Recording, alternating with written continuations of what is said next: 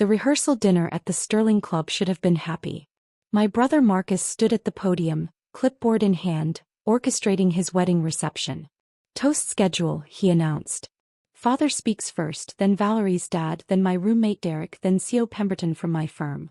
I sat at the far end of the table, the only sibling not on his list. My sister Lauren caught my eye with a sympathetic shrug. "What about Jenna?" my mother asked, gesturing toward me. Marcus barely glanced my way. "Mom, we need important people for toasts.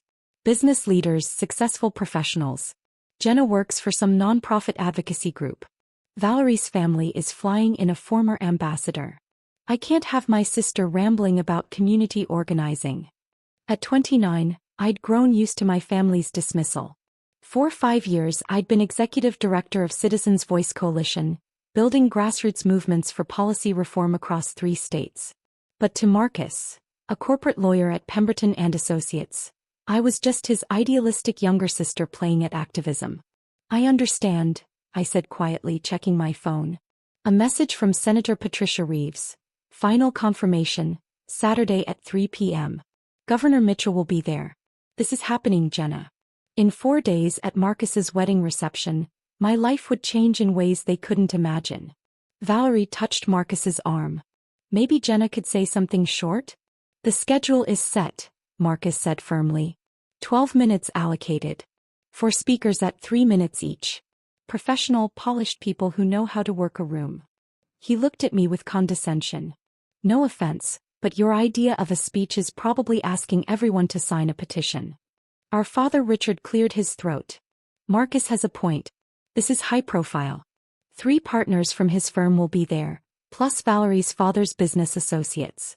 We need to maintain certain standards." Lauren spoke up. "That's harsh, Dad. Jenna does important work." "Important to whom?" Marcus interrupted. "She makes $40,000 a year convincing people to write letters. I'm making partner at one of the city's top firms. There's a difference between hobby activism and actual achievement." What Marcus didn't know was that my hobby activism had just secured backing from Senator Reeves and Governor Mitchell for my state house campaign. In 6 months, I'd be running for representative of the 14th district, with full support of the state's most powerful political figures. The Citizens Voice Coalition had spent 5 years building infrastructure that blocked predatory housing development, reformed education funding, and registered 40,000 voters. That work had caught attention from people who understood power. But I was still just Jenna. The impractical one. The naive one who chose purpose over profit. "It's fine," I said, standing. "I'll enjoy the wedding as a guest." Marcus looked relieved. "Thanks for understanding." As I left, I heard Valerie whisper, "That was mean, Marcus." "It's practical," he replied. She'd thank me later. The days before the wedding passed in final preparations and secret meetings. Senator Reeves's chief of staff briefed me on announcement protocol. Governor Mitchell's team coordinated security. Press had been alerted to a major political development at 3 p.m. Saturday. My family remained oblivious. At the bridesmaids' luncheon, my mother explained to Valerie's aunts that I worked for one of those charity things. "She's always been the dreamer," Patricia said with affectionate condescension. "Marcus got the ambition, Lauren got business sense, and Jenna got the heart. She's not exactly setting the world on fire." Valerie's mother nodded. "Every family has one. My nephew is passionate about the environment. Lives in a tiny apartment. It's sweet, really." I smiled through gritted teeth and excused myself to take a call from the state Democratic Party chair. The wedding day arrived with perfect autumn weather. The ceremony at St. Catherine's was beautiful. Marcus and Valerie looked genuinely happy, and I was glad despite everything. The reception at the Grand Terrace began at 2 o'clock. 300 guests filled the ballroom. Corporate attorneys, business executives, political figures from Valerie's father's connections as former ambassador. I wore deep blue that Senator Reeves's stylist had helped me choose. "You'll be on camera," she'd said. "Look like a candidate." At 2:45 p.m., I noticed additional security taking positions. At 2:50 p.m., Senator Reeves arrived through the side door, followed quietly by Governor Mitchell and his detail. They waited in an adjacent room invisible to the celebration. Marcus began the toast sequence precisely on schedule. Our father spoke about family legacy and achievement. Valerie's father praised his daughter's choice of ambitious husband. Derek told a humorous law school story. Then CEO Pemberton spoke about Marcus's bright future. This young man represents everything our profession values: ambition, excellence, and unwavering commitment to success. The applause was enthusiastic. Marcus beamed, his perfect day unfolding exactly as planned. I checked my phone. 2:58 p.m. At exactly 3 p.m. Senator Patricia Reeves entered the ballroom. The change was immediate. Heads turned. Conversations stopped. Senator Reeves, a two-term senator who chaired the Committee on Urban Development, walked directly to the podium where Marcus stood frozen. "Excuse me," she said with a warm smile. "I apologize for interrupting this celebration, but I have a time-sensitive announcement involving a member of this family." Marcus's face showed confusion and excitement. He clearly thought this was about him. "Could Jenna Morrison please join me on stage?" The ballroom erupted in confused murmurs.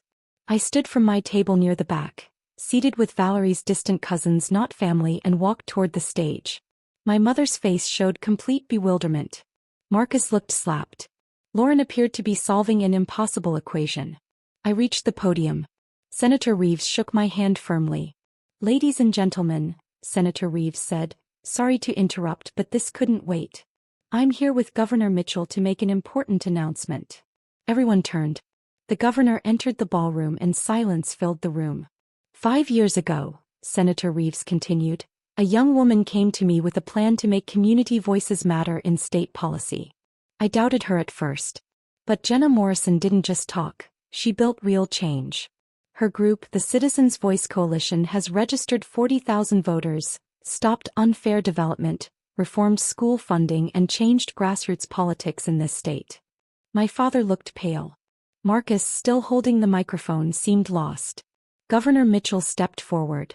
"Senator Reeves and I proudly endorse Jenna Morrison as the Democratic candidate for state representative of the 14th District." The room erupted. Some people clapped, others just stared. Cameras flashed as reporters filled the space. "Ms. Morrison has shown real leadership," the governor said. "She builds unity, delivers results, and stays strong even when underestimated." He glanced toward my family's table. Senator Reeves added, "Jenna will make her official announcement Monday at the State House. But since her family seems surprised by her success, I thought tonight was a good time to share."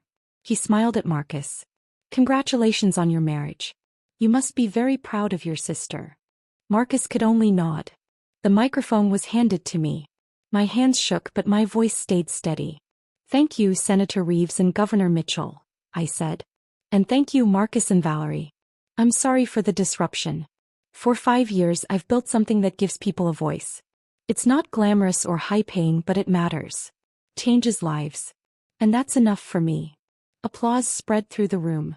Valerie's father, the former ambassador, stood clapping. CEO Pemberton nodded with respect. Soon others joined in. My family stayed frozen silent. Senator Reeves ended the moment smoothly. "The campaign launches Monday 10 a.m. at the State House. Now let's return to celebrating this wedding." She and the governor left, but reporters stayed, snapping photos that would flood the news by evening. Then chaos began. Mom reached me first. "Jenna, what? How? Why didn't you tell us?" "I tried," I said softly. "For 5 years you ignored me. You heard nonprofit and decided it didn't matter." Marcus pushed forward, red-faced. "You used my wedding for a political stunt?" "I didn't choose the timing," I said. "The senator and governor only had today free. I said yes." "You said yes to stealing my spotlight?" Valerie touched his arm. "Marcus, she's running for State House with the governor's support." "That's amazing." "It's attention-seeking," he snapped. CEO Pemberton stepped up. "Marcus, those endorsements mean she's a serious candidate. This is huge." Dad finally spoke. "Representative Morrison, I guess we should have paid more attention." "I guess you should have," I said. Lauren hugged me. "I'm proud of you. I'm sorry we didn't see it sooner." Around us the guests split. Some came to congratulate me, others stayed near Marcus, unsure what to say. Valerie's father approached. "Ms. Morrison, I've followed your coalition's work. Your housing campaign was brilliant. You have my support and my donation. More guests followed, offering praise and business cards. Even Marcus's law colleagues wanted to back me now. Across the room, Marcus stood watching, his wedding no longer about him. The sister he'd ignored was now the center of it all. Later, Marcus and I faced each other in a quiet corner. I didn't do this to hurt you, I said. But you knew it would, he replied. Yes, I admitted. I also knew you thought I was a failure. That I wasn't important enough for your perfect wedding. Maybe I wanted you to see who I actually am. So this is revenge? This is reality, I said. I've been building something real while you dismissed it as hobby activism. The senator and governor saw what you refused to see. And yes, the timing is unfortunate. But I'm not apologizing for my success because it's inconvenient for you. Valerie joined us. Marcus, she's right. We were dismissive. Jenna, I'm sorry. And congratulations. By evening, #wedding campaign announcement was trending. Photos of me on stage contrasted with Marcus's toast schedule. Senator Reeves called. The response is overwhelming. Your campaign just got 3 months of free media coverage.